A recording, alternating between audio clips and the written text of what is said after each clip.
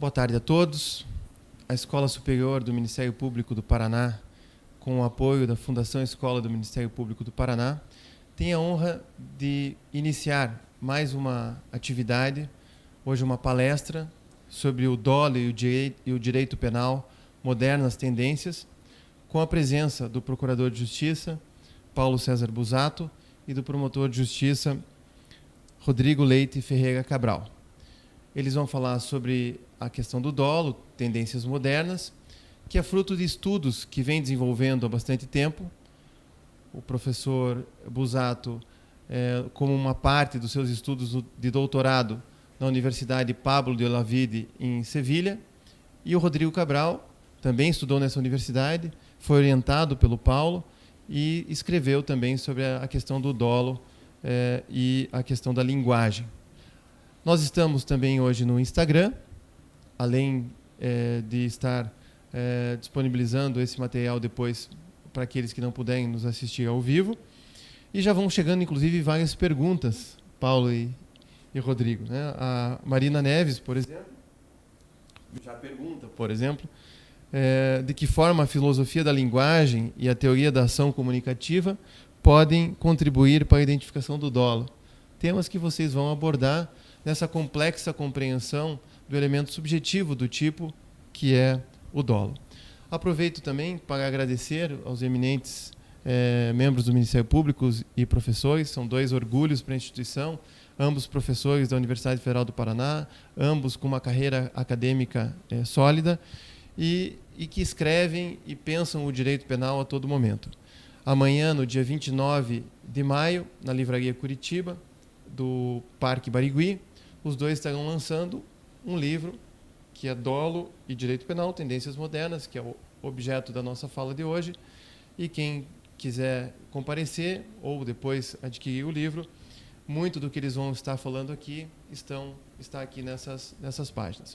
Quero, portanto, agradecer a presença dos dois, a disponibilidade, a colaboração que vem prestando à formação de membros, servidores e integrantes, de um modo geral, do Ministério Público, bem como o papel que exercem nas universidades na formação, seja de novos integrantes da carreira, despertando a vocação para o Ministério Público, seja como expoentes, juristas importantes que trazem contribuições significativas para a compreensão do direito na atualidade. Passo, então, a palavra ao Paulo, que vai dar prosseguimento, então, à palestra. Bem,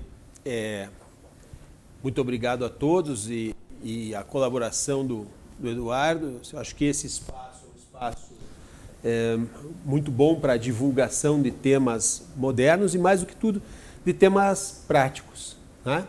A ideia nossa era um pouco de trazer a questão técnica do dolo e vinculá-la à praxis forense. Eu acho que um dos maiores problemas, ou um dos problemas mais frequentemente debatidos nos casos penais, resulta a delimitação entre dolo e culpa, muitas vezes, ali na fronteira do dolo eventual e da culpa consciente, as situações de trânsito, que acabam remetendo a isso muitas vezes, e, por outro lado, as situações de identificação propriamente de dolo de quê? Porque quando se fala em dolo, não se fala em alguma coisa artificial ou completamente fora de contexto, senão se fala do dolo como a pretensão de realização de algo, um compromisso com a realização de um resultado típico. E a pergunta passa a ser, dolo de quê? Quantas vezes não se depara no foro o prático, o advogado, o promotor, com a situação de discernir entre uma tentativa de homicídio e uma lesão corporal? É a diferença clássica de um elemento subjetivo. Orientou-se subjetivamente o sujeito a quê? E a gente tem um problema de base na discussão sobre o dolo, que é uma espécie de vício de origem. Eu costumo chamar isso de vício de origem porque está na origem da implantação da teoria do delito ou do modo teórico de a gente olhar para o delito, aquele processo analítico dos elementos do crime, reside aí um problema bem sério de base, que é a pretensão de ciência, não é? Quando se inicia a teoria do delito, lá a virada do século XIX para o século XX, é o auge do positivismo científico, É um momento histórico em que as coisas, para terem importância, para ganharem espaço, dependiam muito da afirmação de serem ciência. E essa pretensão de ciência orientou a estrutura das primeiras teorias do delito. Se a gente lembrar bem, desde o ponto de vista do von List, do modelo causal naturalista, a base teórica era uma ação, que era a ação enquanto movimento voluntário modificativo do meio externo. Por que se tomava isso como base da estrutura da teoria do delito? Porque essa ação era um conceito de ação próprio da física newtoniana. E ao ser um conceito de ação da física newtoniana, ele tinha um caráter científico, um caráter de verdade. O que se pretendia com o conceito analítico de crime era deixar de ter uma especulação filosófica sobre o que é crime ou não e pretender afirmar cientificamente a verdade a respeito de um crime. Então essa é a base teórica. E percebam que essa mesma teoria do delito, o modelo causal naturalista, ele tem o começo e o fecho da estrutura de imputação ancorados firmemente em dois pilares pretendidamente científicos, da ciência natural, da ciência então afirmada. De um lado a ação, depois vem o tipo e a antiunicidade e fecha com a culpabilidade. Quando se estuda historicamente a culpabilidade do causal naturalismo, ela era o vínculo subjetivo que une o sujeito ao fato por ele praticado, cuja fonte, evidentemente, é a então emergente psicologia clínica, né? Que é a ciência que começa a eclodir na virada do século XIX para o século XX. Então a preocupação do jurista era, portanto, afirmar uma ação que, conjugada com os elementos normativos do injusto, que contido na lei, era atribuída a um sujeito responsável porque esse sujeito se conectava subjetivamente com a prática delitiva. Tanto que se dizia que as formas de culpabilidade eram dolo e culpa. A identificação da presença do dolo e da culpa era a identificação da existência da responsabilidade penal, diferentemente da responsabilidade civil, que não demandava esse elemento subjetivo, mas somente a responsabilidade objetiva. A responsabilidade penal precisava de um dado subjetivo, que era a forma pela qual o sujeito se vinculava psiquicamente com o evento. E aí dolo e culpa são tratados desde um ponto de vista psicanalítico, basicamente. A vinculação do sujeito com o fato por ele praticado. Isso se afirma com tal intensidade que mesmo as construções teóricas que vieram depois, elas, de alguma maneira, jamais se livraram completamente dessa imagem de um dolo enquanto uma representação interna da pessoa, conquanto isso seja um defeito bastante sério, que a gente vai comentar mais adiante. Se vocês perceberem a evolução das teorias do delito, os neocantianos, quando começam a inserir elementos normativos da culpabilidade, eles não transformam a culpabilidade completamente em normativa, mas sim uma culpabilidade psicológico-normativa, em que se apreciava normativamente imputabilidade, se apreciava a consciência da ilicitude dentro do dolo, mas o dolo continuava sendo consciência e vontade de agir e um dos elementos da culpabilidade, né? Ao lado da imputabilidade e da exigibilidade de conduta diversa. O que acontecia aí? Se falava ou se chamava isso de culpabilidade psicológico-normativa, porque continuava se exigindo um vínculo subjetivo consistente em dolo e culpa. A passagem do Welzel, e que todo mundo sabe, todo mundo lida com isso na graduação já, né? Aquela discussão sobre o causalismo, o finalismo, a passagem do dolo para a ação, a chamada quebra do dolus malus, né? O dolus malus consistente, dolus malus do Goldschmidt, né? Que é consistente em consciência de agir, vontade de agir e consciência da ilicitude, é fragmentado. Consciência e vontade de agir, porque são do agir, vem para a ação, para a conduta típica. Permanece lá uma consciência da ilicitude que o Welzel transforma em normativa, dizendo que a gente não deve averiguar se o sujeito tem mesmo consciência da ilicitude, mas sim se tem condições de saber que pratica um ilícito, e passa a chamar isso de potencial consciência da ilicitude, ou seja, toda a culpabilidade fica normativa, imputabilidade, potencial consciência da ilicitude e exigibilidade de conduta diversa são juízos de valor, mas sobra para a ação ou para a conduta típica ainda a ideia de um dolo natural, de um dolo psicológico. Ou seja, a mudança de lugar dentro da estrutura da teoria do delito promovida pelo finalismo, não muda a essência do problema, que é a essência do dolo. O dolo consiste ainda numa situação de consciência a respeito da prática delitiva e de vontade direcionada a esse fim. E percebam que essa é a grande discussão que acontece entre todos esses modelos teóricos, né? As contribuições de Eberhard Schmidt questionando o conteúdo da culpabilidade na época do neocantismo leva a algumas discussões sobre, o Reinhard Frank também, leva a algumas discussões sobre se deve ser considerado o dolo como consciência e vontade, ou se bastaria a consciência a respeito do evento. Quer dizer, bastaria ao sujeito ter a antecipação daquilo que pode acontecer e atuar ainda assim para isso ser dolo, ou seria necessário, além da antecipação de um resultado que se evidencia no futuro, ele querer também a produção desse resultado? Essas discussões são as discussões clássicas sobre o que se chamou Vorstellung Theory, ou teoria da representação, pensando que bastava para o dolo a representação, defendida pelo Frank, e de outro lado a Willens Theory, defendida principalmente pelo Belling, a ideia de que era necessária uma vontade direcionada ao fim para falar de dolo. Essa discussão sobre teoria da vontade, ou teoria da representação, ela se perpetuou, e é muito curioso isso, porque se continua discutindo, e até hoje se discute muito, mesmo entre os funcionalistas, mesmo os autores mais modernos. Roxin dedica um monte de páginas a isso, a Ingeborg Pupp dedica todo um livro sobre isso, né? Existem muitos autores que são contemporâneos, que já são funcionalistas e tal, e que seguem discutindo se o dolo é consciência e vontade ou se é só consciência, só representação. O nosso ponto de vista, o ponto de vista comum meu e do Rodrigo, é que isso é uma discussão inútil, uma discussão do sexo dos anjos, porque o problema não está exatamente situado em saber se o sujeito antecipa efetivamente um evento e isso basta para que ele haja com dolo, ou se é preciso também que ele antecipe e tenha vontade de realização da conduta para que isso seja dolo. O problema é anterior a isso.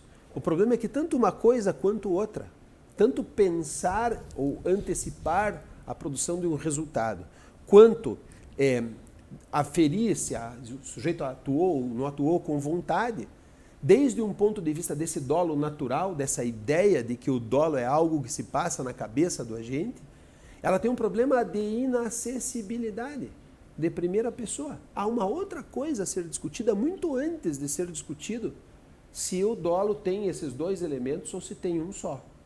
A coisa é muito mais difícil e a gente só se toca disso na prática, né? A gente se toca disso não quando você estuda as teorias, porque você estuda e sabe tudo e passa no concurso, né, do Ministério Público, ou passa no exame de ordem, sabendo essas discussões todas e tal, resolvendo todas as questões que são colocadas, e daqui a pouco vem um caso concreto. E no caso concreto você olha para ele, escuta, aqui existe consciência e vontade ou só consciência? E aí você olha para você mesmo e diz, bom, como é que eu vou saber?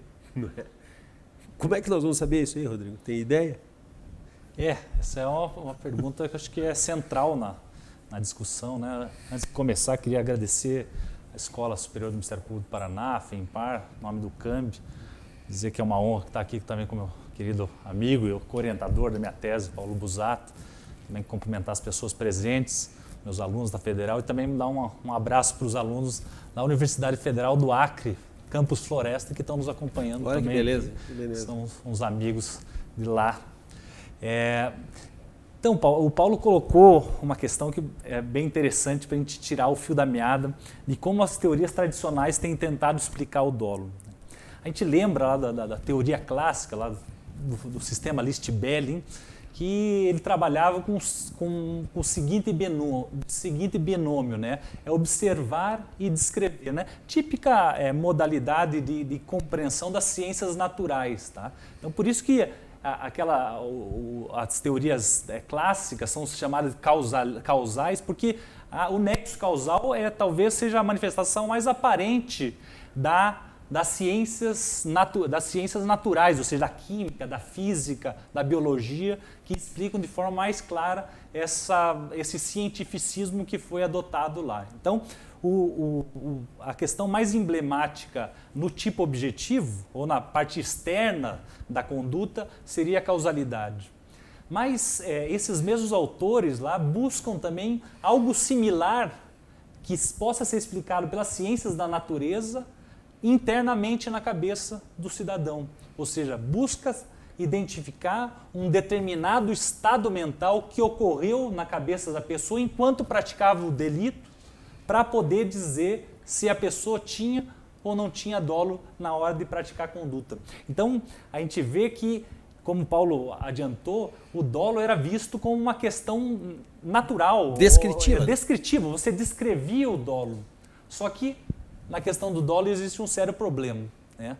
As terceiras pessoas, o juiz, as pessoas que analisam a questão, as pessoas que presenciam, inclusive, o fato criminoso, presenciam o homicídio, eles não podem ter o acesso direto a essa questão que é o determinado estado mental.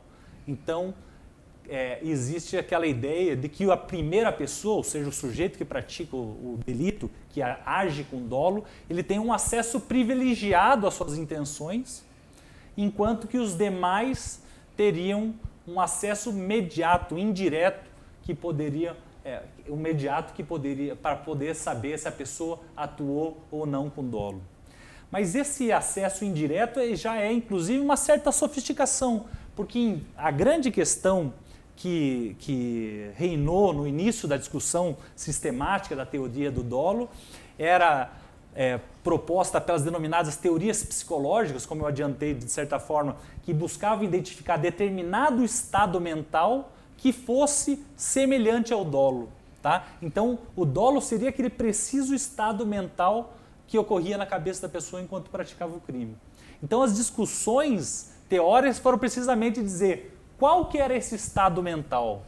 Uns diziam, a teoria da vontade, a vontade, só que daí não conseguiam explicar o dolo eventual. Outros diziam que seria a vontade de evitação do resultado. Também tinha alguma dificuldade no dolo eventual. Outros diziam que a teoria era a indiferença que a pessoa tinha. Tá? Mas, por exemplo, na culpa inconsciente, a pessoa não tem indiferença com relação ao resultado, ou seja, ela não menospreza o resultado, ela simplesmente sequer planteia, para dizer um espanholismo, sequer representa esse resultado. Então, a teoria psicológica, ela estava debatendo uma mera troca de estados mentais. Uma teoria dizia, não, esse estado mental tem que ser, o estado mental que identifica o dolo tem que ser esse, ou o estado mental que identifica o dolo era esse. Então, era uma briga de etiquetas de determinado estado mental. O problema é que existia e existe uma questão de fundo filosófica, e daqui a pouco nós entramos nela. Né? Mas o que aconteceu? Com o desenvolvimento das teorias, os penalistas começaram a verificar que isso era extremamente manipulável. Né? Então, se você buscar a identificação de determinado estado mental, era manipulável no processo, manipulável pelo agente, como se ele pudesse atribuir solipsisticamente sentido a seu determinado estado mental, e começaram a florescer as denominadas teorias normativas, que não mais buscavam identificar um determinado estado mental, mas buscavam fazer uma valoração desse estado mental. Né? Então, surgiram as teorias volitivas normativas, é dizer, aquelas teorias que mantinham ainda o elemento, só fazendo um parênteses, tradicionalmente conhecido, o dolo tem dois elementos, o elemento cognitivo, que é o saber, conhecer, e o elemento volitivo, que é a intenção de realizar aquele resultado. Então, as teorias volitivo-normativas procuravam entender a volição, a intenção, a vontade, desde aspectos axiológicos. Né? E outra teoria, uma forte teoria que hoje, e nós já estamos nos dias de hoje, essa discussão, que vem com bastante força, inclusive oriunda da Alemanha, fundamentalmente, que simplesmente fala o seguinte: o dolo não tem que ter vontade, basta o conhecimento. Então nós vamos abandonar esse elemento vontade porque ele é manipulável, porque ele é algo que não acrescenta. Então criam-se as teorias normativo-cognitivas. O dolo só precisa do elemento cognitivo. Então, é um dolo sem vontade.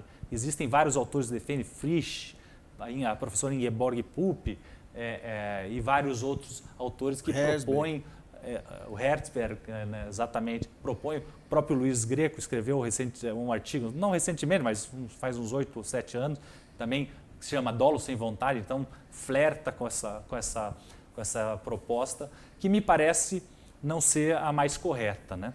Não, de toda forma, tem um ponto aí que é o ponto-chave, né? O ponto-chave é por que é que se trouxe para um âmbito normativo a discussão do dolo e não mais para um âmbito psicológico? Só por uma razão, a razão primeira é óbvia, né? É a falta do acesso privilegiado à cabeça do sujeito. Se pretendia a afirmação de um ser sobre o crime, de uma verdade absoluta sobre o crime, essa verdade só pode ser verdade absoluta se for verdade como correspondência, né? A verdade que se demonstra, né? Como disse o Rodrigo, que eu observo e descrevo. As coisas das ciências na natureza são assim, né? Eu observo um evento e descrevo o evento. Empiricamente, uma experiência da queda de um objeto, por exemplo, para afirmar a teoria da gravidade. Ora, para afirmar o dolo, eu teria que olhar uma coisa e descrever o dolo. Mas qual é o problema? O problema é que o dolo acontecendo em primeira pessoa, a orientação da primeira pessoa, não permite o acesso privilegiado do julgador e nem daqueles que debatem sobre a afirmação ou infirmação do dolo, não permite o acesso privilegiado desses ao que pensa o sujeito. Quer dizer, isso fica muito bonito num ambiente teórico de um livro, dizer, fulano queria ou não queria, mas na praxis forense isso é inviável, né? Você olha para um evento e nem sempre você tem a correspondência exata daquilo que o sujeito queria. Eu costumo sempre dar um exemplo na sala de aula, esses exemplos de sala de aula são terríveis, né? Assim, eu digo que vinha conduzindo meu veículo para cá hoje, né? Ouvindo o último disco do Joe Bonamassa no carro e um solo de guitarra impressionante, eu gosto muito de blues. E eu me distraí, passei no sinal fechado e daqui a pouco, plum, atropelei alguém. Aí desço para olhar quem era e reconheço logo um inimigo e digo, yes! Que bom! E vocês estavam no sinal olhando. Aí as pessoas que estavam olhando no sinal vão ser as testemunhas do evento. E vão dizer para o juiz, olha, seu juiz, o que eu vi foi o sujeito passar no sinal fechado, atropelar o outro e sair comemorando. Quando olham para esse evento e esse é o testemunho que vai para o processo, vocês acham que eu estou condenado por dolo ou por culpa? Pois essa é a questão. Né? Você diz, poxa, mas que injustiça, afinal de contas, você agiu de modo culposo e vai ser punido de modo doloso? É? Como é que vocês sabem? Vocês estão incorrendo na falácia indutiva de que eu comecei a narrativa dizendo que vinha distraído ouvindo o Joe Bonamassa. O que vocês não podem esquecer é que eu, como réu, vou para o plenário, vou falar para o juiz no meu interrogatório, tentar convencê-lo de que eu agi de modo culposo e não doloso, naturalmente. Mesmo que eu tenha agido de modo doloso. Afinal, é uma facultas agendi para mim mentir. Claro que eu vou levar um CD do Joe Bonamassa para o juiz. Vou dizer, doutor juiz, o senhor conhece o Joe Bonamassa? E começo a explicação por aí. Mas eu posso ser convincente ou não. E isso é inacessível para vocês e é impingido, desde logo, como possível mentira. O que eu quero dizer com isso é, essa história de que conta-se um exemplo e parece tão óbvio a justiça ou injustiça do evento, quando chega na praxis, é completamente desconectada. Porque esse acesso privilegiado à mente do sujeito, que induz a falácia, não existe. O que nos levaria a um problema bem sério, que é o problema do seguinte, como é que eu demonstro isso então? Se o dolo é um evento que acontece na cabeça do sujeito, é inacessível para mim, existe alguma forma de perícia, que algum perito possa afirmar se o sujeito agiu? E vejam só, não é só que esse perito, milagrosamente, deva ter acesso à mente do sujeito, mas ele tem que ter acesso à mente do sujeito no momento do fato. Ou seja, ele tem que ter um acesso retroativo à mente do sujeito, o que, convenhamos, é um absurdo, né? Isso é uma impossibilidade total de eu ter isso no processo para poder afirmar com certeza o dolo na cabeça do sujeito. O que se faz, na verdade, E pior do que o que se faz o que sempre se fez, na verdade, é dizer que o sujeito agiu com dolo, independentemente de ter tido esse acesso, independentemente de ter podido descrever isso. O juiz vai dizer lá, o fulano agiu com consciência e vontade. Mas ele não sabe. Afinal de contas, ele não entrou na cabeça do sujeito. Ele não viveu o momento como o réu. Mas ele vai dizer que o sujeito agiu com dolo. Né? E com base em que ele faz isso? Essa é a questão. Então, é óbvio que isso não é uma afirmação sobre a existência descritiva de algo, senão que é um juízo de valor que se faz sobre esse algo. E a pergunta é se realmente isso deve ser assumido, e essa é que é a questão, se isso deve ser assumido mesmo como um juízo de valor de atribuição por parte do juiz ao sujeito. O juiz, se nós devemos reconhecer que o juiz atribui dolo, né? Que não é algo que exista de fato no plano do ser, senão que é algo atributivo. O juiz diz que fulano agiu com dolo, cicrano agiu com culpa, a depender de variantes que nós já vamos discutir em termos teóricos, mas é legítimo que o juiz diga isso? Ele, quando diz isso, faz uma afirmação a respeito da mente do sujeito, ou ele necessariamente atribui ao sujeito isso? Isso é fundamental, porque se a gente vai dizer que o juiz age valorando algo que existe mesmo na mente do sujeito, nós continuamos apegados à ideia de que existe um dolo físico. E que isso, de alguma maneira, é trasladado ao processo. A outra opção significa dizer, eu reconheço que o juiz atribui o dolo, e aí ele tem que se justificar. Então são essas as duas questões. Eu permito ao juiz que diga uma verdade sobre o dolo, mesmo sabendo que o seu acesso a essa verdade é impossível? Ou eu digo que o juiz precisa se justificar porque atribui dolo para aquele sujeito? Qual desses dois casos, porque, obviamente, vocês já estão na cabeça com a ideia de insegurança jurídica, né? Qual desses dois é mais seguro? Né? Qual dos dois é a melhor opção e por quê? Acho que é aí que entra a questão normativa, né? Eu acho que, como vocês puderam ver, está posto um problema sério que deve ser resolvido. Né? Então, a tese que eu desenvolvi, o Paulo também segue isso, o próprio professor Vives Anton, que escreve também com a gente nesse livrinho que a gente lançou, né? Carlos Martins. O Carlos Martins Burhan Pérez, né? Então, todos partem de uma concepção desenvolvida basicamente pelas ideias do professor Ludwig Wittgenstein, né? Um dos maiores filósofos que o mundo já conheceu, né? Eu sempre conto isso aí, que normalmente os grandes filósofos do Ocidente, eles, com a sua teoria, eles romperam a espinha dorsal do pensamento ocidental. O Platão, depois do Platão, todo mundo mudou a forma de pensar. Aristóteles, todo mundo mudou a forma de pensar. O Kant, as pessoas mudaram a forma de pensar depois do Kant, o Descartes e tudo mais. O Wittgenstein não só quebrou a espinha dorsal do pensamento ocidental, como fez 2 vezes.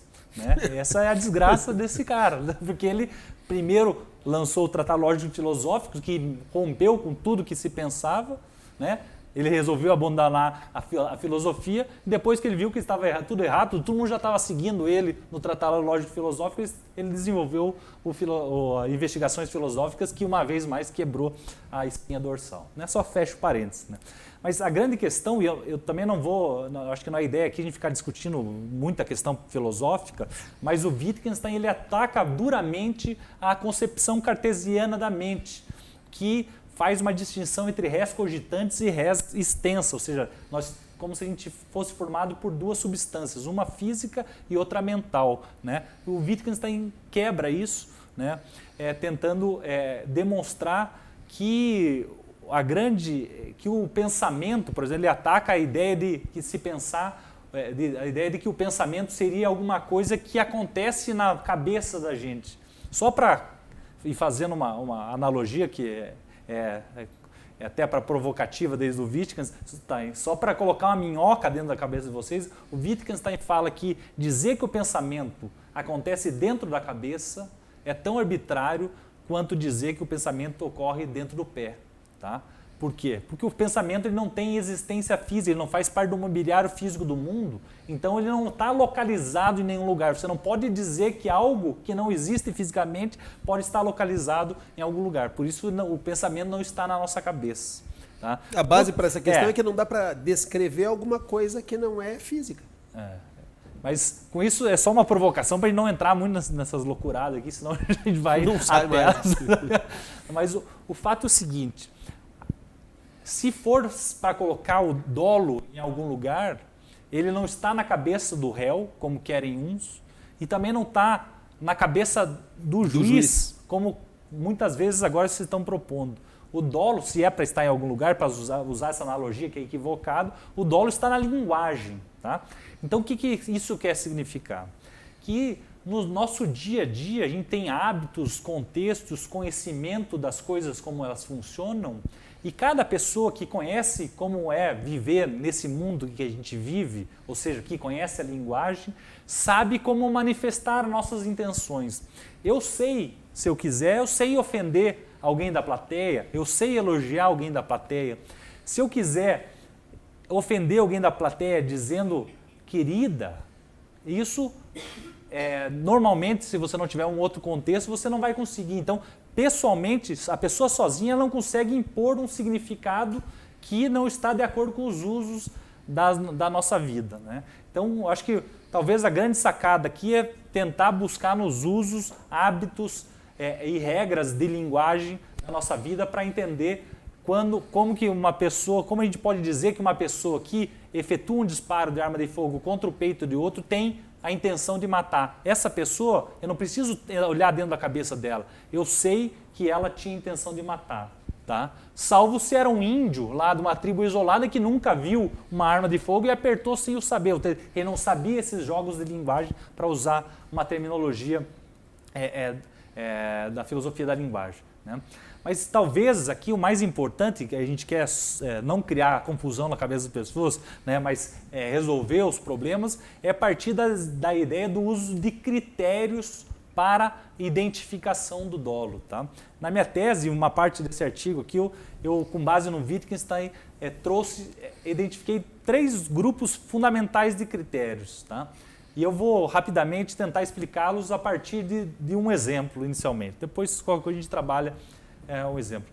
Imagine os senhores que numa mansão dessas de um milionário qualquer, não pode ser um milionário qualquer, tem que ser um super milionário, está uma funcionária que trabalha lá na limpeza dessa mansão, está limpando um vaso Ming, um vaso chinês caríssimo.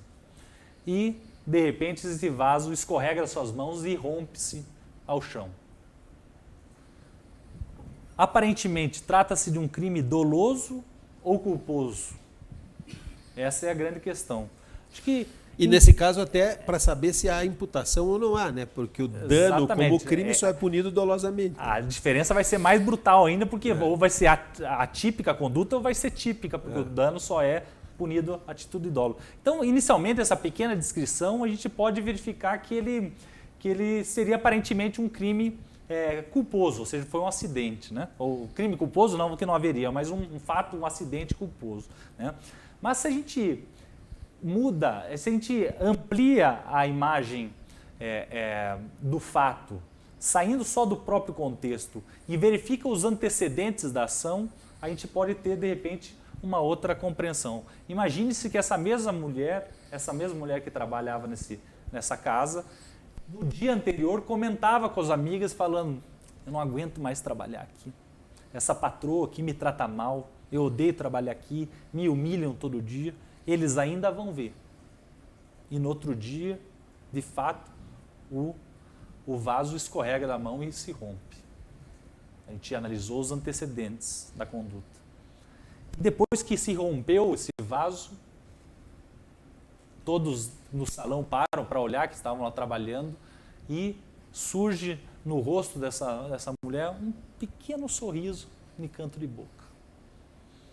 Com isso, a gente já começa a verificar que aquilo que parecia uma conduta acidental parece claramente uma situação de dolo. Se esse mesmo fato, essa mesma situação acontecesse, mas os antecedentes mudassem, por exemplo, naquela conversa anterior, que ela falasse para as outras empregadas e dissesse: nossa, como eu adoro trabalhar aqui, a patroa sempre me ajuda, está ajudando a pagar a faculdade do meu filho, esse foi o emprego que eu pedi a Deus. E naquele mesmo, materialmente, as duas condutas iguais, no momento da ação, escorrega aquilo da mão e logo depois que se rompe, a mulher cai aos joelhos, desesperada, em prantos, com aquele fato ocorrido. Tá? Então, vocês vejam que os antecedentes e os consequentes são fundamentais para a gente compreender se a existência do dolo ou não. Por isso que, a partir do Wittgenstein, a gente pode tirar alguns critérios objetivos para a gente ver se há o dolo. Primeiro, o contexto da ação. Como que aconteceu a ação? Segundo, e esse é o foco normalmente dos penalistas, a gente vai se olhar o fato descrito, inclusive na denúncia a gente narra só aquele fato, né? Não narra o que aconteceu antes, nem o que Você aconteceu narra os depois. elementos do tipo, né? Exatamente, então esse é o foco de atenção do penalista, e é muito importante o contexto da ação, mas é fundamental também compreender, verificar os antecedentes da ação e verificar os consequentes da ação, o que aconteceu depois. Ademais, as explicações que o agente dá para a sua conduta. Por exemplo, explicação não é só sentar lá na frente do delegado ou do juiz e declarar o que aconteceu, qual era a sua intenção. Mas se alguém chega com uma arma aqui na praça para outro e fala isso é um assalto, a pessoa falar isso é um assalto é a explicação do seu dolo. Ele está dizendo qual que é o seu dolo. É um dolo de roubo. Tá? Eu vou te matar enquanto atira, você está explicando a sua intenção. Então, é uma explicação. Tá? Então, quando se pratica ação, ou logo antes, ou logo depois, são as formas de explicação. E o terceiro e último critério, que parece ser importante para a gente identificar ou não a presença do dolo, é a própria confissão. E a confissão aqui seria, inclusive essa perante a polícia, ou perante o juiz, perante o promotor, que são as razões, as explicações que o acusado deu para justificar qual que era o dolo que ele tinha, qual que era a intenção que ele tinha ou não. Ninguém pode pegar, e essas explicações são sempre contrastadas com os outros critérios, com o contexto da ação, com os antecedentes, com os consequentes. Ninguém pode dizer que efetuou um tiro contra o peito de alguém para comemorar um gol do seu time, que a gente sabe que isso não é comemorar um gol do seu time. Né? Então, me parece que se me perguntassem, ninguém me perguntou, mas eu respondi igual, então se me perguntassem objetivamente quais critérios que a gente pode usar para a prova do dolo, me parece que seria um bom começo já a gente partir do exame dos antecedentes da ação, dos exames dos consequentes, o exame do fato em si, do contexto da ação, as explicações que o agente dá e depois também a confissão que o agente dá. Isso acho que aparece por primeira vez esse tipo de perspectiva muito antes ainda, muito antes. A gente quando fala, eu e o Rodrigo já trabalhamos bastante esse tema sobre a interferência da filosofia da linguagem em direito penal, que é a pergunta até que o Eduardo fez no começo, né, por uma pergunta alheia, né, da colega que mandou por internet. Como é que a filosofia da linguagem atua nisso? Claro, a filosofia da linguagem escrita, aplicada ao direito penal é dos anos 90, ou seja, é relativamente recente, se a gente for ver, e tem muita contribuição para isso. Mas antes mesmo dos anos 90, antes mesmo de uma perspectiva da linguagem, dos conhecimentos do Wittgenstein aplicado à filosofia da linguagem, teve um autor que era um funcionalista, um normativista, por dizer de algum modo, que já tinha se dado conta de que alguma coisa em direito penal, especialmente nesses dados de elementos subjetivos, não era a partir de um conceito dado e que não cabia descrever ou pensar numa causalidade do dolo. Ou seja, a causalidade é uma coisa da descrição, né, da ciência natural, enquanto que o dolo seria uma atribuição, um juízo de valor através de indicadores, que é o Hassemer. Né? O Winfried Hassemer, no livro dele de Fundamentos, se você olhar como ele apresenta o livro de Fundamentos, ele fala que o direito penal deve ser compreendido de modo cênico. Ele diz que há uma compreensão cênica do direito penal que faz com que se filtre a filosofia da linguagem. E ele toma um caso como exemplo e vai explorar o caso de modo cênico. O que isso quer dizer de modo cênico? Quer dizer, tomado o evento como um processo de comunicação de sentido. E aí ele leva isso para o plano do dolo, num texto chamado O Dolo e Sua Prova, né? Eu acho que o Dolo e Sua Prova em Direito Penal, que depois acaba sendo o título de livros do Raguês, do Barberá e tal. O primeiro camarada que vai falar disso é o Vives, para dizer que o dolo é a prova do dolo. O dolo é aquilo que for demonstrado a respeito dele em termos de circunstâncias. Ele chama isso de teoria dos indicadores objetivos externos. Né? Ele diz, o dolo eu afiro de indicadores objetivos externos que sofrem um juízo de valoração por parte do magistrado para traduzirem, seja lá a teoria que o camarada adote, se é uma teoria só da vontade, só da representação, ou uma representação mais vontade, mas ele vai justificar essa vontade ou justificar essa representação mais vontade através de indicadores objetivos. E o que são esses indicadores objetivos? As circunstâncias que aparecem no caso. Tá? O mais curioso de tudo isso, quando você olha para o texto do Hassemer e olha para o modelo da filosofia da linguagem, é se dar conta que a gente sempre fez assim. Isso, para mim, a coisa mais impactante de trabalhar a filosofia da linguagem aplicada lá na tese, e acho que para você também, né, é você notar que você sempre agiu de acordo com os postulados da filosofia da linguagem. Você só não sabia que existia uma base teórica para isso. Porque eu pensava, olhando para esses casos, né, dos indicadores objetivos, eu pensava nos júris, né? Porque, claro, o caso que o Rodrigo explora é um caso da existência ou inexistência do dolo. Se existe o dolo, existe o crime, senão não existe o crime. Mas e quando o meu problema é uma sintonia ainda mais fina? Eu sei que o sujeito agiu intencionalmente, mas qual era a intenção? Qual era o conteúdo dessa intenção? Era matar ou era só lesionar? Pense num júri de tentativa de homicídio. Como é que funciona? Como é que o promotor atua? Como é que o advogado de defesa atua? Olhem bem para eles, para a performance cênica deles. Porque é isso, né? O jurado não sabe nada do assunto, vai sentar lá e eles vão ter que fazer uma encenação e convencer o jurado de que foi tentativa de homicídio ou convencer o jurado de que foi lesão corporal. E se eles usarem uma estratégia baseada na afirmação de um dolo natural, de algo que passa na cabeça do sujeito, o fracasso é certo. Vocês já imaginaram um promotor que chega no plenário e diz, olha, o sujeito sempre quis matar o réu. Na cabeça dele passava o tempo todo uma vontade tremenda de matar. Ele antecipou que agindo assim ele mataria e acabou conseguindo. Ele sempre quis isso. Desde sempre. O jurado vai olhar para o cara e dizer, esse cara está louco. Como é que ele vai demonstrar isso? Não é? Agora, se o promotor disser, olha, ele tinha 6 balas no revólver e disparou todas as 6, carregou o revólver de novo e esgotou de novo, deu com o revólver, sei lá, mandou uma carta para o sujeito uma semana antes, né? Dizendo que ia matá-lo. Todo mundo no bairro sabia, porque todo dia ele passava na frente do camarada e jurava ele de morte. O sujeito saía com a mulher dele, sei eu lá. Ele vai falar de tudo, menos do que o sujeito pensava, e vai ser absolutamente convincente. Pro jurado, isso faz sentido. Guardem bem essa expressão. Faz sentido de dolo. Tá? O mesmo pode ser dito a respeito do defensor. O defensor não vai dizer, olha, ele jamais quis matar, nunca passou isso pela cabeça dele. Não é? Ele jamais cogitou que mataria a vítima. A intenção dele sempre foi de promover lesões corporais que acabou conseguindo. Então, ele não deve ser punido por lesões corporais. Você vai ficar pensando se o sujeito ainda está pagando algum honorário para esse incompetente. Né? Porque ele não vai convencer absolutamente ninguém disso. Mas se ele disser que o sujeito tinha 6 balas no revólver e disparou uma só, que ele se encontrava a 3 metros da vítima e ao invés de disparar na cabeça ou no peito, ele disparou na perna. E depois ele pegou o sujeito, botou dentro do carro e levou para o hospital.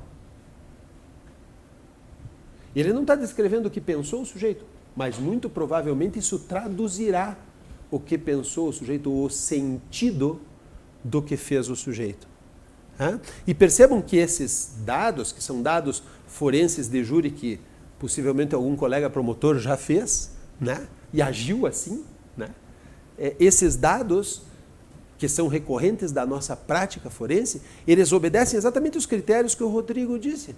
Percebem que quando o sujeito fala que o sujeito passava na rua e ameaçava, o sujeito mandou uma carta, a vítima saía com... Ele está falando dos antecedentes, né? O mesmo está dizendo a vítima, o mesmo está dizendo o defensor, ora, ele tinha 6 balas no revólver, ele disparou uma só. E estão falando também dos consequentes, né? Depois do fato, o sujeito levou ele para o hospital, né? Percebam que estão falando de outras coisas, que não são propriamente o evento do disparo, porque esse é uniforme, para todo mundo ouvir o disparo. Mas como é que foi isso? Como se deu? Em que circunstâncias se deu isso? E o Hassemer já tinha percebido isso, ele chamava isso de indicadores objetivos.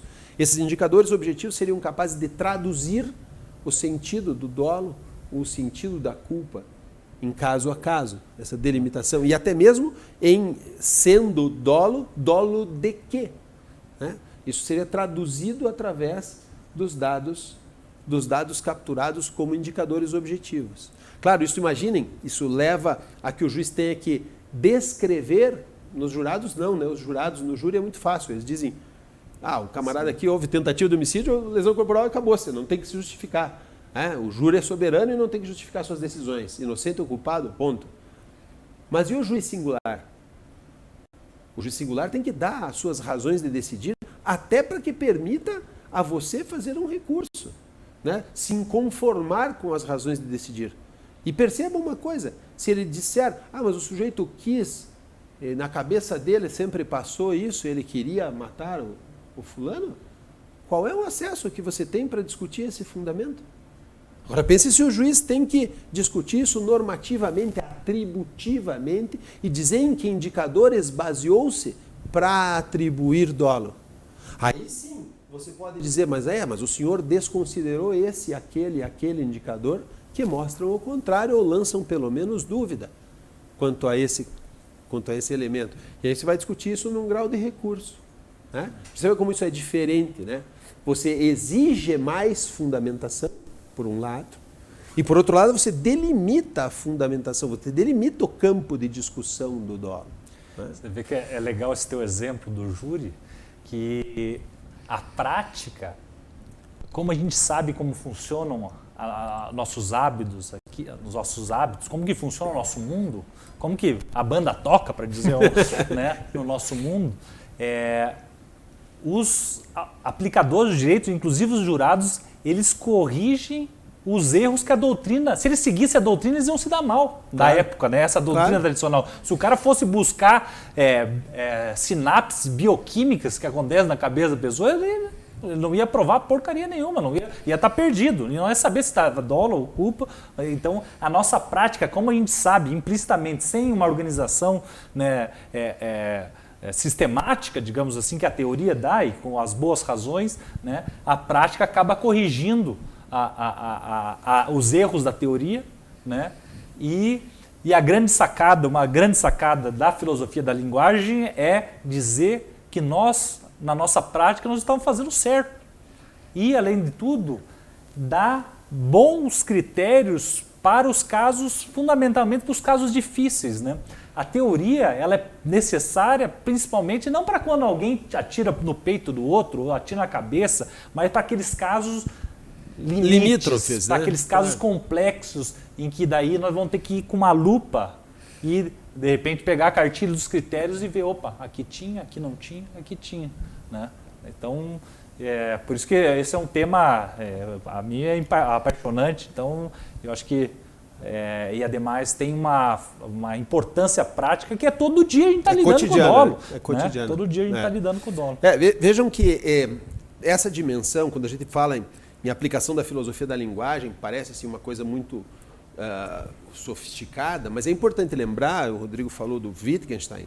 O Wittgenstein era, na verdade, pregava que os problemas filosóficos eram, na verdade, contrassensos linguísticos, eram, na verdade, problemas de linguagem. Né? Não existiam problemas filosóficos. Dizia que nuvens de filosofia se dissolvem em uma gota de gramática. Os problemas são más interpretações daquilo que se diz ou daquilo que se faz. E, claro, por outro lado, dizia também que tudo o que existe no mundo são palavras e ações, ou seja, é linguagem e ação, aquilo que se faz e aquilo que se diz que se faz. Né? E, no final das contas, pensem bem um pouco, o que é o direito senão isso? Né? O que é o direito além de palavras? Nós tentamos, durante alguma época, nas doutrinas tradicionais, nessa ideia de compreensão do dolo como algo na mente do sujeito, se tentou dar um perfil de ciência para o direito que é completamente absurdo, completamente fora do que existe de fato. O direito é praxis. Se ele fosse passível de descrição, como são as coisas que acontecem no mundo, ou seja, se o crime fosse uma coisa que acontece no mundo e não uma mera convenção linguística, a gente teria que afirmar as coisas do crime desde um ponto de vista dos sentidos, não? É possível vocês me dizerem qual é a cor de uma legítima defesa? Que cheiro tem um concurso de agentes? Qual é o sabor do dolo e da culpa? Essas coisas não são aferíveis através dos sentidos porque elas são convenções linguísticas. São um modo de interpretar o mundo. E eu não posso confundir o mundo com a minha forma de interpretá-lo.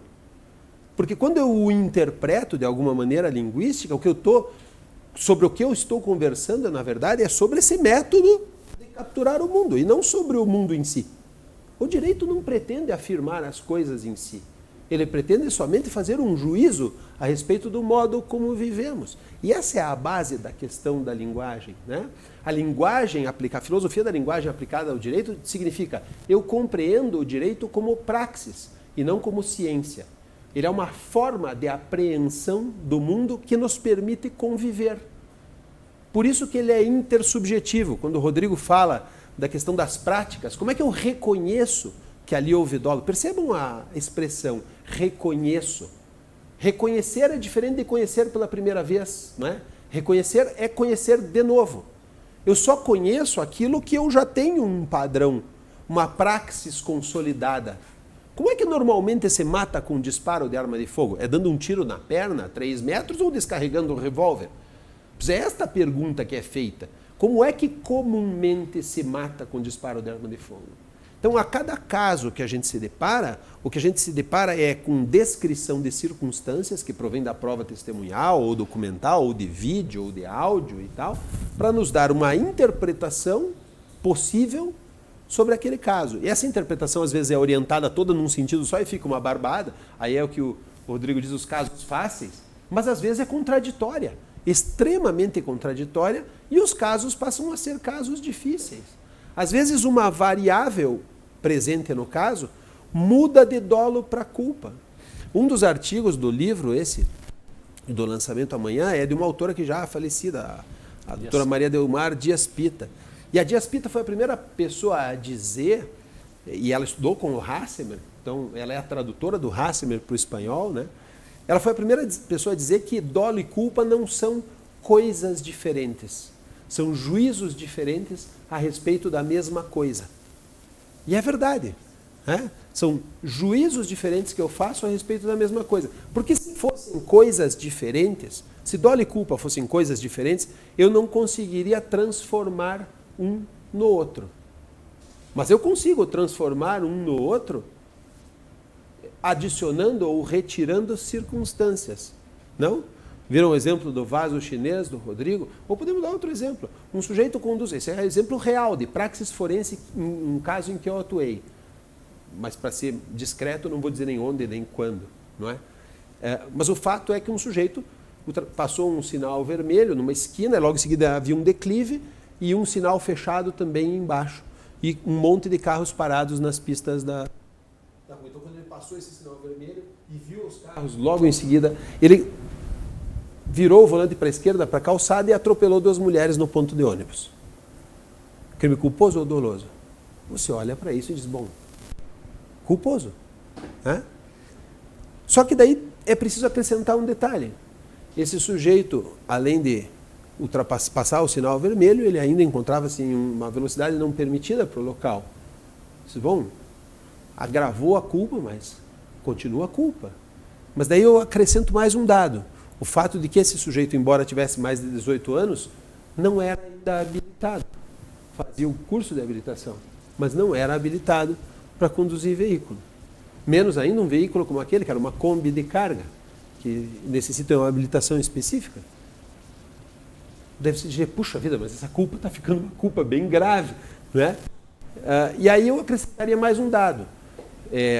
Esse sujeito levava alguns funcionários de uma verduraria que tinha terminado o expediente, ele levava os funcionários para casa, estavam junto com ele na Kombi, e um dos funcionários narra que no final do expediente eles ficaram jogando truco no final do expediente e faziam umas caipirinhas e tal, e tomaram 2 litros de cachaça em 6. Que o motorista tomou também, mas ele não sabe descrever quanto. E aí você olha e começa a olhar para um sujeito em excesso de velocidade, né? Não habilitado, embriagado, conduzindo um veículo que cruza o sinal vermelho. Você começa a olhar para isso e começa a trabalhar já no limite de dolo eventual e culpa consciente no máximo, né? Não pode passar disso. E aí acontece que o sujeito, obviamente, se machucou, uma Kombi, né? O sujeito bateu de frente, ele mesmo, né? E foi para o hospital. Né? No hospital, ele levou uns dias e depois prestou o depoimento quando chegou e disse, eu já tinha dito para o meu pai que essa Kombi tinha um problema no freio. O freio da Kombi é a ar e às vezes a gente bombava o freio e pegava e às vezes não pegava. E o conjunto da obra fica muito pior. Fica uma Kombi sem freio, dirigida por um sujeito não habilitado, embriagado em excesso de velocidade. E não há cristão que não dê um dolo eventual para esse caso. Uma via sem vista, né? Porque a pessoa uma via sem vista. O conjunto da obra é um óbvio dolo eventual e qualquer um de vocês atribuiria isso, talvez até os defensores. Né? Mas, percebam uma coisa.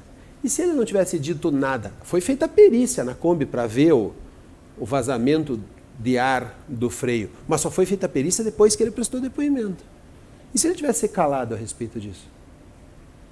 O sujeito foi atendido no hospital, não foi feito o exame do bafômetro nele. E se o colega não tivesse dito nada, ou tivesse poupado ele de dizer, não, eu sei que eu tomei, mas eu não vi, seu cara. Aí a gente já está trabalhando de volta no âmbito da culpa. Percebam que são os dados que se captura no processo, os indicadores, que diz o Hassemer, que nos permitem atribuir sentido de dolo ou sentido de culpa no conjunto da conduta. E se fossem 2 coisas diferentes, o acrescer ou retirar de circunstâncias não me permitiria transformar uma na outra do jeito que eu estava brincando até agora. O pelo do gato não transforma ele em cachorro. É mais ou menos isso. É mais ou menos isso. Então, qual é a grande contribuição?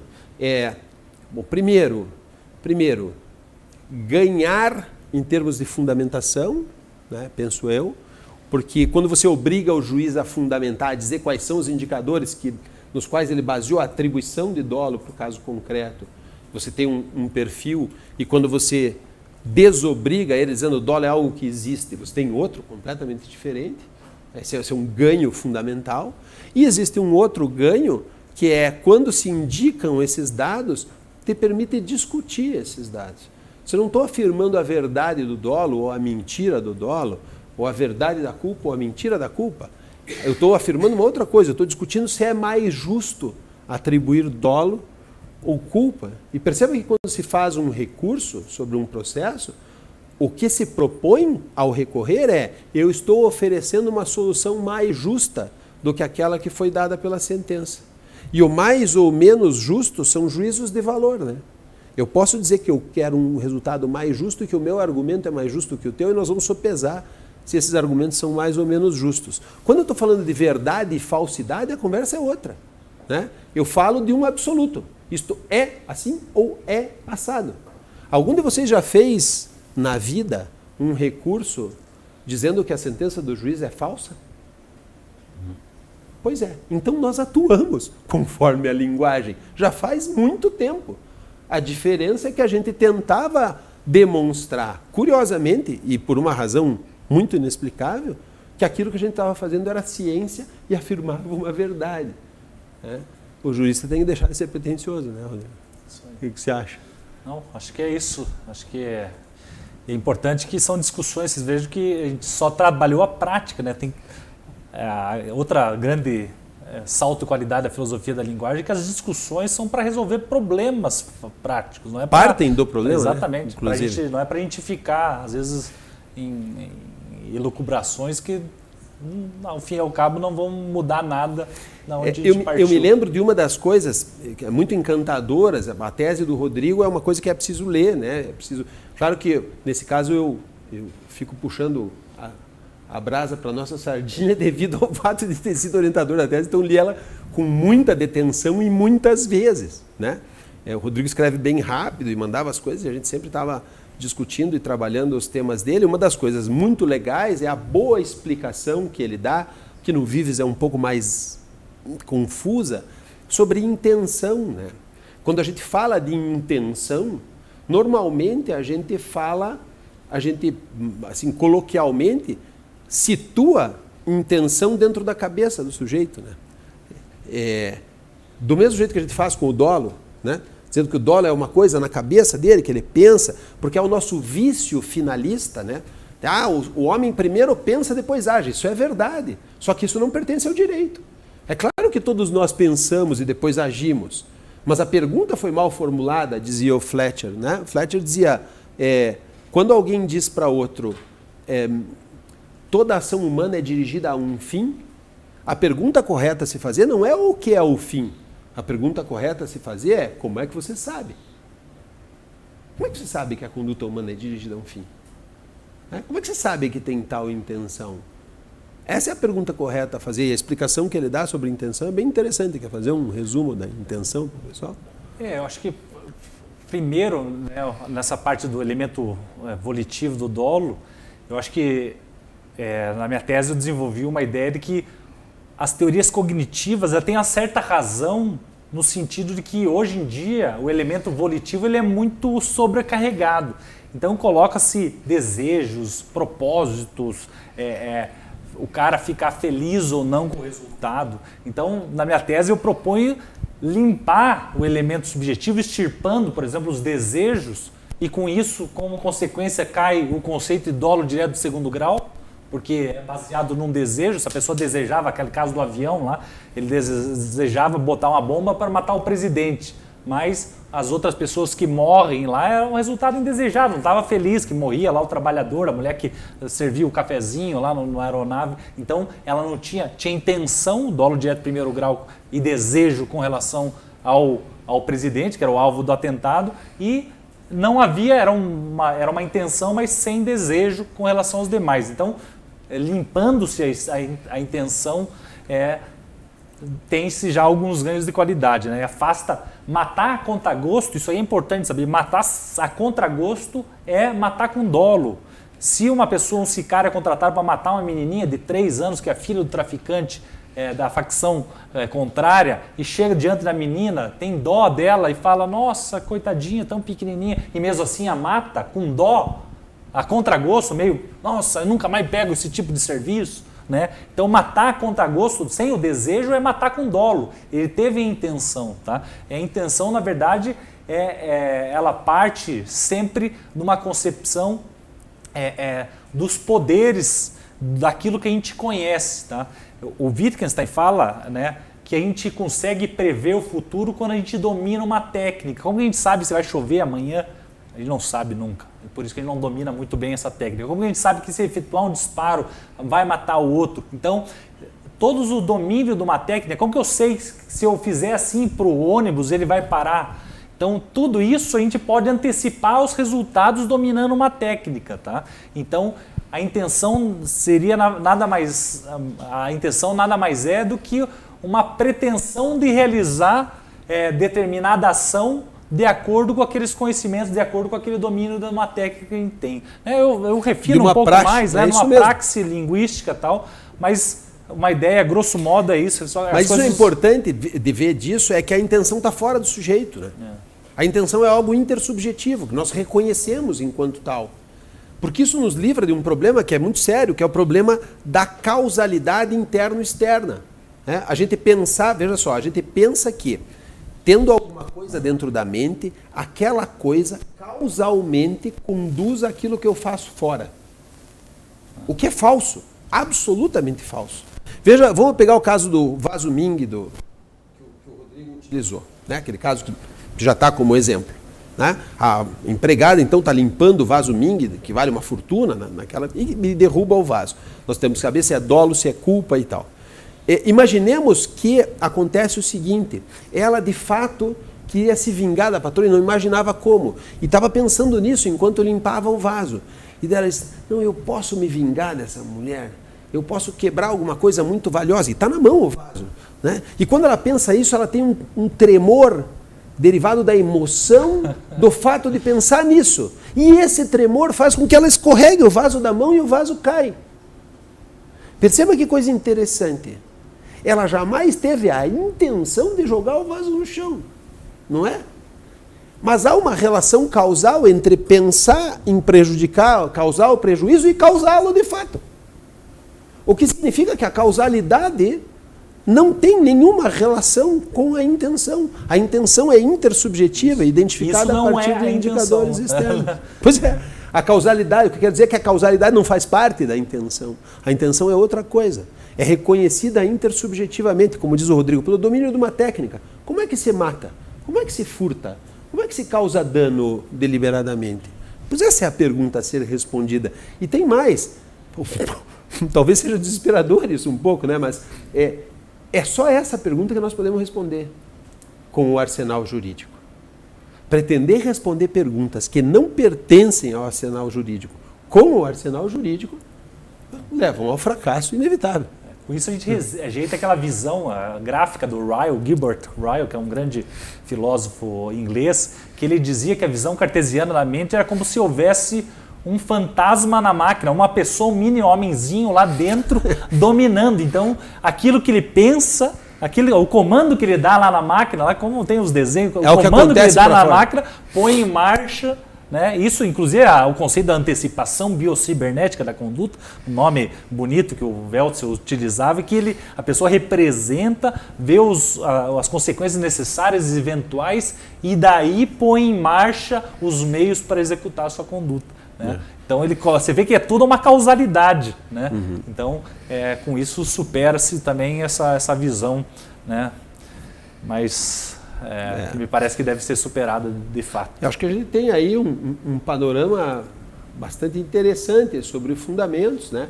Os fundamentos disso são estudados, os fundamentos do DOS são estudados por muita gente, evidentemente, mas os fundamentos gerais da aplicação da filosofia da linguagem ao direito penal são basicamente o professor Vives, né? O professor Vives Antônio, da Universidade de Valência, é um professor que estudou os fundamentos do direito penal, mostrando como várias teorias, várias bases teóricas foram utilizadas para as teorias do direito, e até então não tinha sido utilizada a filosofia do Wittgenstein, e ele acaba utilizando e dá os seus fundamentos para a teoria do direito. A gente trabalha sempre com esse paradigma, né? E de outro lado, bem de um ponto de vista pragmático, o George Fletcher, né? O George Fletcher, que trabalha uma ideia de intersubjetividade, ele diz que a base da ação é a expressão de sentido intersubjetivo, ele chama, e ao usar essa palavra intersubjetivo dá bem aquilo que a gente quer dizer, não é? É bem a ideia de que é um conhecimento compartilhado, uma forma de compartilhar conhecimento, tá? Que são as praxes. Né? No final das contas, isso é, em alguma medida, uma filosofia da praxis, e aí a gente tem a prática na frente da teoria. Né? Isso é uma concepção gramatical. Às vezes a gente tem dificuldade em entender o que é gramatical. Gramatical são as práticas, que a gramática é uma prática gramática inteirada. Profunda, né? Exatamente, gramática profunda. Né? Mas eu acho que a gente, com isso, não sei se alguém teria alguma dúvida. Se vocês tiverem perguntas, fiquem à vontade. Eu imagino que os casos vão acontecendo. No final das contas, essa é uma base teórica geral, tá, gente? Assim, a gente se mostrou para vocês como um crime pode existir ou não, né? A partir da filosofia da linguagem, como o dolo pode ser identificado frente à culpa a partir da filosofia da linguagem, a pretensão de realizar um determinado crime pode ser identificada frente à pretensão de realizar outro, a partir da filosofia da linguagem. Mas se vocês pensarem, toda a atribuição de responsabilidade é juízo de valor contextual, né? Como é que eu sei que o sujeito era imputável? Como é que eu sei que ele tinha condições de conhecer a ilicitude, né? Na potencial consciência de ilicitude? Como é que eu sei que houve um erro de proibição? Não é? Eu vou avaliar as circunstâncias e delas retirar o sentido disso, né? Por isso, isso é uma base teórica geral para a teoria do direito e que tem uma aplicabilidade muito escancarada e evidente no plano do dolo. Pois não, André? Acho que não precisa de um microfone para você? Para sair no... O Vinícius tem...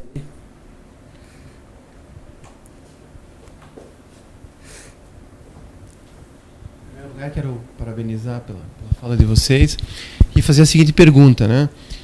Se falou muito, se contrapôs muito a teoria da linguagem com a verdade vista como aquela que se busca a separação entre o sujeito e o objeto, como se a verdade estivesse dentro do objeto e nós tivéssemos que descobrir essa verdade. A teoria da linguagem rompe com isso. Mas outros autores, por exemplo, do Working, diz assim que não podemos tratar o direito também só no plano discursivo, no plano da argumentação. Porque, colocada a teoria da linguagem, quem conta a melhor história teria razão.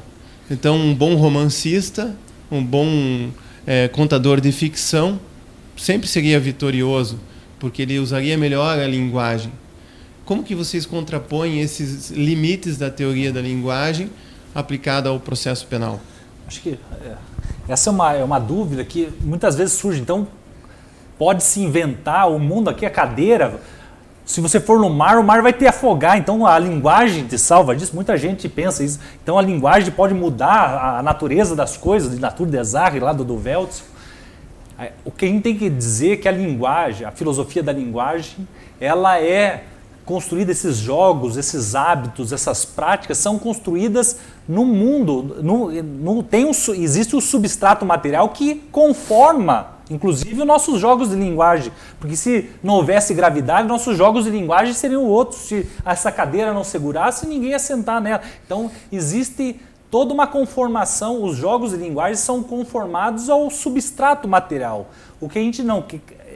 A filosofia da linguagem em nenhum momento vai dizer que se eu posso jogar essa garrafa aqui, ela não vai cair. Nesse contexto, não vai. O que ela chama atenção que depende do contexto. Se você estiver numa câmara sem gravidade, pode ser que não caia. Se estiver numa cápsula... Então não existem verdades absolutas, não existem universais, né? Mas o que ela quer dizer é que essas condições do mundo, elas conformam a nossa linguagem, nossos ensinamentos e a nossa aprendizagem, ela é formada nesse mundo. O que não quer dizer que isso seja uma verdade absoluta. A gente tem que compreender, a verdade não é como você descrever uma garrafa.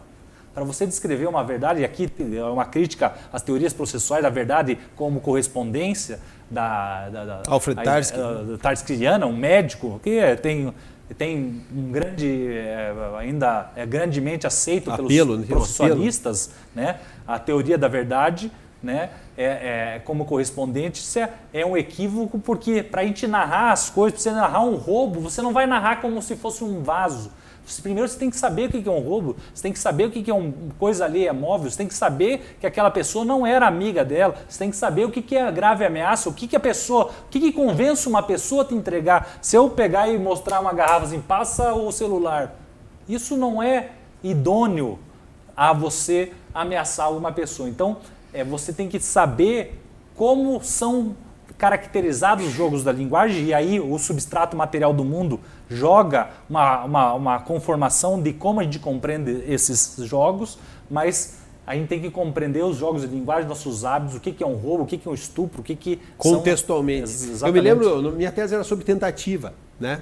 E aí na tentativa fica bem fácil de você ver isso, a ausência completa da verdade como correspondência e a existência de uma verdade contextual. Né? Acho que, em complemento ao que o Rodrigo diz, não é que o mundo não tenha papel nenhum, é que para realizar jogos de linguagem, isso envolve uma dimensão do mundo, uma dimensão da ideia que eu tenho do mundo e uma dimensão performática, que é as circunstâncias que estão compreendidas no contexto dessa linguagem. Pense que isso é ação e é também linguagem. Né? No Wittgenstein diz que a totalidade do mundo é ação e linguagem. Né? Então, eu vou descrever uma ação, eu vou descrever do mesmo modo que eu faço com a linguagem. E o Austin já dizia isso no século XIX, que o ato de fala é tridimensional. Né? Ele tem uma dimensão locutória, o que eu digo, uma ilocutória, que é a ideia do que eu digo quando digo, e outra perlocutória, que é a performance que eu exerço quando digo o que quero dizer. Isso acontece também na ação. A ação é performática. Né? Então, eu me lembro de dizer assim, ó, o exemplo que eu propunha na tese é idôneo matar alguém colocando um CD no CD player? Você me dizia, você só pode estar louco. Né? E eu dizia, mas e se as caixas de som estão voltadas para o sofá onde dorme meu avô cardíaco e eu coloco Fat Bottomed Girls do Queen, que começa com uma explosão, no CD, você vai me dizer que é idôneo para matar meu avô. Não é? O que eu fiz foi adicionar circunstâncias que mudaram o quadro de mundo a respeito do contexto em que se realiza aquilo. E aí os nossos jogos de linguagem, não porque existe um dado concreto, mas porque esse dado concreto é colocado linguisticamente no contexto. A garrafa que o Rodrigo apontou dizendo que isso é um assalto, pode ser uma garrafa d'água e conter um ácido. Exatamente. É ou não é uma tentativa de roubo? A questão toda é, a variante de um contexto muda aquilo que é o sentido da coisa. Não muda a verdade da coisa, né? As coisas continua sendo garrafa, continua sendo ácido, continua sendo... Né? E isto não é completamente desprezível, mas isto não é a coisa. E nem é o objeto do direito. O objeto do direito é contextual. Né? Ele não é unicamente discurso, um discurso vazio, um discurso em si mesmo, senão que é o discurso utilizado e reconhecido como expressão desse sentido. Não é? É uma herança. A nossa linguagem, os jogos, a gente herda. A gente não pode criar... Claro que a vida vai mudando, alguns jogos são mais estáveis, outros não, mas a gente herda... Isso se nota na gíria, né? Como é que surgem as gírias, né? E vejam que mesmo a gíria existindo, ela não invalida a existência do termo em outro contexto. Sim. Se a gente vai falar, e a gente falou algumas vezes do tipo, a gente está falando da previsão legal de um delito, e todo mundo entende, afinal de contas, essa é uma atividade jurídica. Mas se eu falasse tipo em um contexto coloquial fora daqui, muito possivelmente seria entendido como gíria. Não? Vê? É a mesma palavra. A existência da palavra não muda. Assim como a existência das coisas não mudam. Mas o contexto em que ela é empregado muda o sentido da sua existência. Não é? O que existe são palavras e ações. A totalidade do mundo para o Wittgenstein. É por isso que também você não prescinde da prova. Né? Porque se você está buscando um contexto... Por isso que você não prescinde da prova, porque se você está buscando um contexto, essa verdade, ainda que não seja absoluta, ela é um valor a ser perquirido no processo. O professor Vives não diz isso. Ele diz que nós temos que abandonar a pretensão de verdade. Nós não podemos aspirar a ela e trocá-la por uma... A verdade absoluta, né? Não podemos aspirar a verdade. Ele diz dessa forma. Nós devemos... É chegada a hora, a frase é essa, é chegada a hora dos juristas abandonarem a pretensão de verdade em prol de uma pretensão de justiça. Veja que ambas são pretensões e ambas não conseguem chegar no absoluto. Né? Eu não consigo chegar numa verdade absoluta, como eu não consigo chegar numa justiça absoluta. Só que a diferença entre uma e outra é que a pretensão de justiça, eu pretender ser o mais justo possível, me permite operar em graus. Lembra quando eu falei do recurso, né? Olha, minha decisão é mais justa que a tua. Eu posso ter várias coisas justas e uma ser mais justa que a outra. O que eu não posso ter é várias coisas verdadeiras e uma ser mais verdadeira do que a outra. São duas formas de discursar diferentes, porque o discurso da verdade embute uma exclusão. A verdade nega todo o resto como falsidade. E a justiça não é um discurso de exclusão. A tua proposta é justa, mas a minha é mais justa que a tua. E assim nós vamos disputando o melhor discurso para nos aproximar mais do mais justo. Ela não é excludente da outra, né? Em nome do discurso da verdade se fez muita exclusão, né? Os processualistas sabem mais do que nós sobre isso, né? Se tivesse o Rodrigo Chemin, ele te contava a história da Inquisição.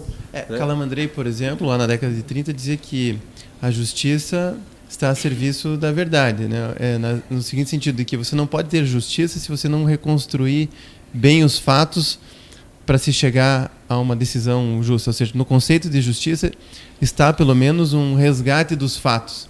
E para isso você precisa ter essa dimensão de buscar, na medida possível, a melhor reconstrução dos fatos. Aí a gente já se mete um pouco no âmbito do Campbell, que tem a tese sobre prova. Do processo. Só que a prova, desde uma perspectiva da filosofia da linguagem, me parece que é um jogo de dar e receber razões. Sim. Não importa se a prova material...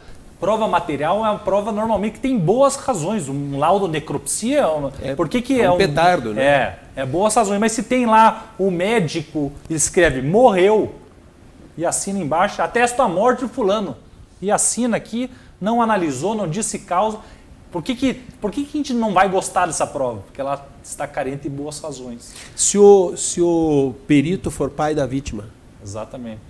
Vale o laudo? Então, quer dizer... Credibilidade subjetiva, detonado. E aqui a credibilidade objetiva. Né? Então, é sempre um jogo de dar e receber razões. Se for para falar o que é prova para mim, desde a perspectiva do ponto de vista do Dolly, especificamente, a frase do... Isso veja a importância da prova. Isso não arresta importância da prova, antes pelo contrário. A frase do Hassemer é o dolo é a prova do dolo. Ou seja, o dolo não tem ser... Né? Ele não tem um ser na cabeça do sujeito. Se tiver, não é nosso. Do mundo. Exatamente.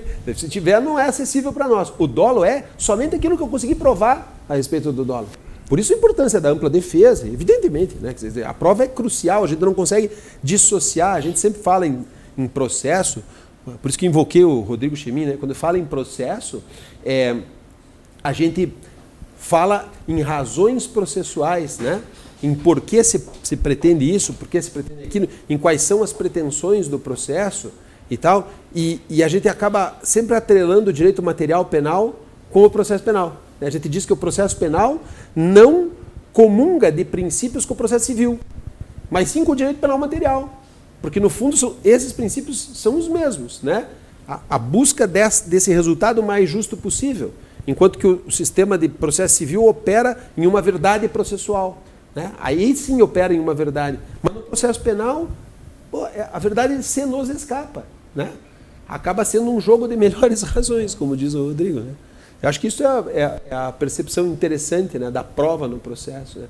Quer dizer, no final das contas, o direito material penal é o que a prova do direito penal, ou do direito processual penal, conseguir dizer que ele é. E pouco mais. É por isso que na tua distinção entre dolo eventual e culpa consciente, você acabou falando de provas, de circunstâncias. Claro. Se aquelas provas não se colocassem... Se elas não tivessem o sentido de dolo ou o sentido de culpa, eu estou perdido. Você não conseguia afirmar o dolo eventual e teria que recuar para uma culpa ou até para um... Sem dúvida para dizer que não houve a conduta, porque você não consegue provar a conduta. É isso mesmo. Isso mesmo. Mais alguma coisa aí dos colegas? Ou alguma pergunta que tenha vindo de fora, de internet, alguma coisa? Se não, vamos dar... ficamos por aqui. As dúvidas surgirão depois, né? Sempre é assim, né? E o pessoal tem os nossos e-mails, né, funcionais, podem mandar para a gente dúvidas que tiverem. Obrigado pela opção e pela oportunidade de conversar com todo mundo, Eduardo. Eu que agradeço os presentes, agradeço aqueles que nos assistiram. Esse vídeo vai estar disponível no site da Escola Superior do Ministério Público, vai estar também disponível no Instagram. E recomendem aos que não assistiram, assinem o canal da Escola Superior do Ministério Público, que lá vocês vão encontrar este e outros materiais importantes para contextualizar as grandes questões do direito na atualidade. Obrigado, Rodrigo. Obrigado, Paulo. E até a próxima.